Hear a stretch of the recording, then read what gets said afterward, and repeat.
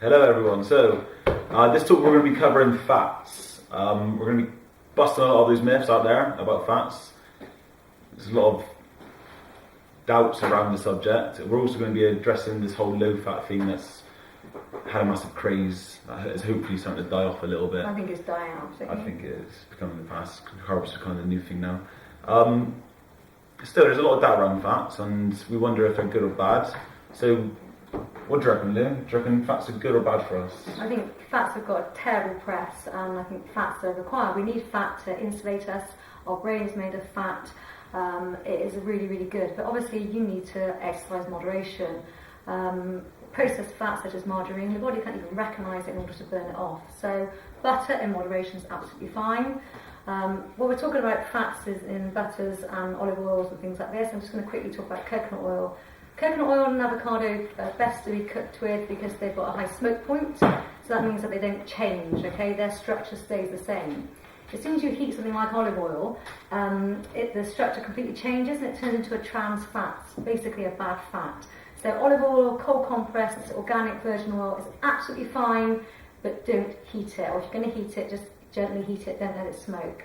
So no, in my opinion, fats are not bad for you if you choose the right fats. So, what is a good fat? Okay, I think Lou touched on something really, really interesting there. So, a lot of good fats usually can't survive heat. The moment you heat them up, you kind of kill. Change the structure, don't you? Yeah, you kill that the goodness of it. Kind of like veg. If you fry your veg or boil it to the point where there's no crunch left in it, it's or dead. microwave. There's not much left in it. So, good fats need to be cared for and they need to stay active. A good example of this is egg yolk. So the yolk of an egg, if you cook it all the way through, you pretty much kill the good stuff, and that's why eggs got a bad reputation for bad cholesterol. But if you actually keep the yolk running, it's actually good cholesterol, and all the good fats stay alive. So look after your fats then. Yeah, if your fats can't survive the heat, then you know that maybe you should limit that type of fat. Fats are also good for hormone balance. Usually when we crave things, we crave either sugary stuff or fatty stuff. So if you've got good fats coming into your diet elsewhere, it's going to help stabilise any cravings you get. For women, it's absolutely essential for hormone balances. The cycles your body goes through are way more complex than us men, and that helps stabilise your hormones, absolutely.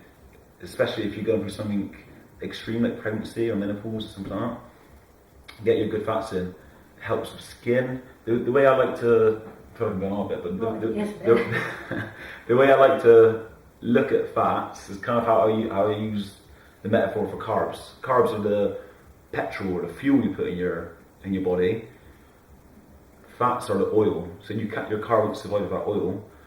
And if you buy a really cheap oil, your car is not going to run that smooth. But if you get some good quality oil inside your car is going to feel like it's brand new.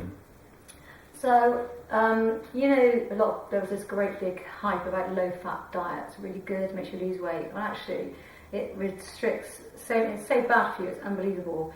Fat tastes amazing. For all you meat eaters out there, you know that bacon fat's lovely, and beef fat's lovely, and chicken skin is amazing. And actually, that's where all the vitamin D is as well.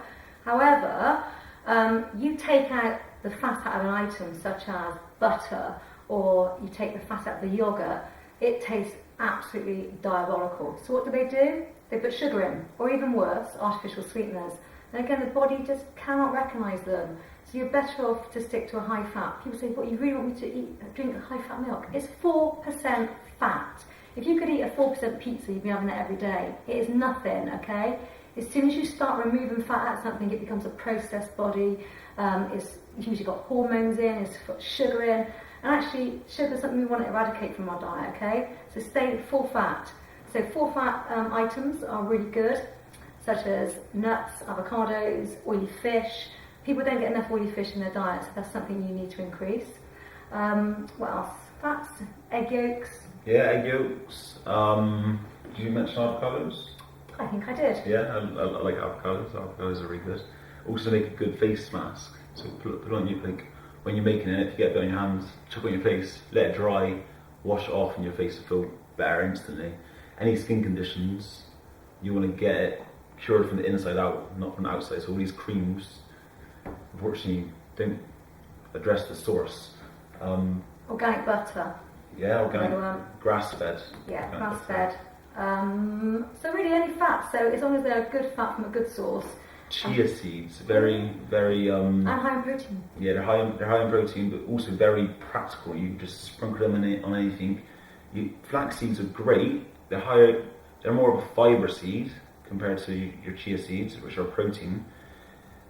Flax seeds are great. The only thing with flaxseed is you got to grind it up in order to get the benefits from it, and don't go buying the ones that are already ground because you don't know how long that's been on the shelf. When you grind it up, you've got about 24 hours to use that ground flaxseed before the good fats start dying, because, like I said, good fats are alive, so you got to look after them. And also going back to chia seeds, it's always best to soak them as well. So it's best to soak them, they come like a little bit spawn-like. And your body doesn't get stuck in your teeth as much, but your body can absorb them, okay? So soak your chia seeds as well. I reckon they look like dinosaur eggs. Do you notice that?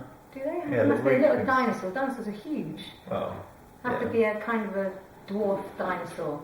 Anyway, on that note, guys, our fat talk is over. I hope you enjoyed it. Any questions you have, please feel free to address it via the wall. Okay, thanks.